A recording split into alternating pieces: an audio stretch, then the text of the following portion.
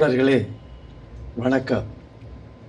STR டிவிஷனின் உங்களுக்கு தெரியுமா காணொளி காட்சியின் பகுதி 5ற்கு உங்களை அன்புடன் வரவேற்பது உங்கள் தோழன் நரசிம்மன். வணக்கம். சென்ற பகுதியில் நாம் தபால்காரர் மூலமாக லைஃப் சர்டிஃபிகேட் எப்படி கொடுப்பது என்பதை பற்றி பார்த்தோம். அதன் இறுதியில் ஒரு விஷயத்தை நாம் சொன்னோம். அங்கே உங்களுக்கு ஒரு எஸ்எம்எஸ் வரும். அந்த எஸ்எம்எஸ்ஸில் உங்களுக்கு ஒரு பிரமான் ஐடி நம்பர் ஒன்று வந்திருக்கும். அந்த நம்பரை நீங்கள் பத்திரமாக வைத்து கொள்ளுங்கள். அதன் மூலமாகத்தான் உங்களுடைய லைஃப் சர்டிஃபிகேட்டை நீங்கள் பார்க்க முடியும். அது எப்படி பார்ப்பது என்பதை பற்றி அடுத்த பகுதியில் சொல்கிறோம் என்று தெரிவித்திருந்தேன். அந்த விஷயத்தை இப்பொழுது பார்ப்போம். கொஞ்சம் கீழே கவனமாக கவனியுங்கள் தோழர்களே. அதற்கு முதலில் நாம் ஜீவன் பிரமான் வெப்சைட்டிற்கு செல்ல வேண்டும். ஜீவன் பிரமான் வெப்சைட்டினுடைய அட்ரஸ்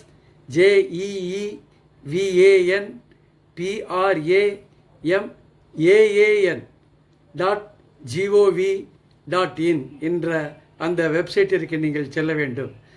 இதுதான் அந்த ஜீவன் பிரமான் வெப்சைட். இந்த வெப்சைட்டில் மேலே தலையிலே digital life certificate for pensioners என்ற ஒரு வாக்கியம் இருக்கிறது. அதற்கு கீழே A-A+ என்ற ஒரு லைன் இருக்கிறது. அந்த லைனின் கடைசியில் வலது பக்க கடைசியில் ஹிந்தி என்ற ஒரு வாசகம் இருக்கிறது. அதற்கு முன்னதாக ஒரு மனிதம் முகம் போன்ற ஒரு சிம்பல் இருக்கிறது. அதுதான் பென்ஷனர்ஸ் லாகின். அதை நீங்கள் கிளிக் செய்தீர்கள் என்று சொன்னால் இப்பொழுது நீங்கள் பென்ஷனர் சைனின் பக்கத்திற்கு அழைத்து செல்லப்படுவீர்கள். தோழர்களே, இதுதான் அந்த பென்ஷனர் சைனின் வெப்சைட்டினுடைய பகுதி. இதன் கீழ்ப்பகுதியிலே பார்த்தீர்கள் என்று சொன்னால் உங்களுடைய பிரமான் ஐடியை பதிவு செய்ய இடம் இருக்கும். அந்த இடத்திலே உங்களுடைய பிரமான் ஐடியை நீங்கள் பதிவு செய்ய வேண்டும். என்னுடைய பழைய பிரமான் ஐடியை நான் இங்கு பதிவு செய்கிறேன். 17456328988. அதன் பிறகு அது கீழே அந்த கேப்சாவை கன்ஃபர்மேஷன் கோட் என்ற இடத்திலே நீங்கள் பதிவு செய்ய வேண்டும்.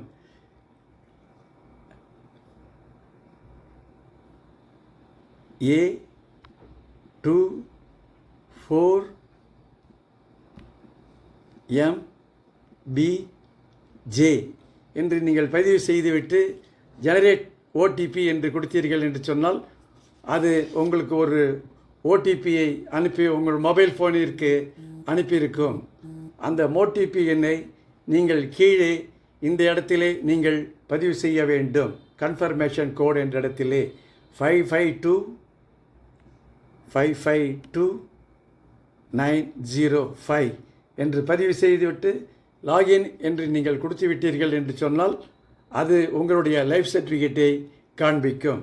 இந்த லைஃப் சர்டிஃபிகேட் வெப் வெர்ஷன் இல்லாமல் மொபைல் வெர்ஷனாக இருப்பதால் தெளிவாக தெரியவில்லை. ஆகிய பற்றி கவலைப்பட வேண்டிய அவசியமில்லை.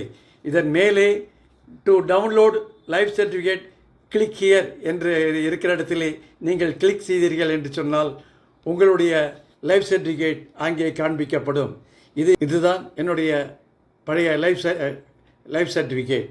இந்த லைஃப் சர்டிஃபிகேட்டில் கடைசி பகுதி சரி, மற்றவைகளெல்லாம் மேலெல்லாம் எல்லாம் சரியாக இருக்கிறது. கடைசியிலே முக்கியமாக கவனிக்க வேண்டிய ஒரு விஷயம் இருக்கிறது. இதில் டிஸ்க்ளைமர் என்று ஒரு செய்திகள் தெரிவித்திருக்கிறார்கள்.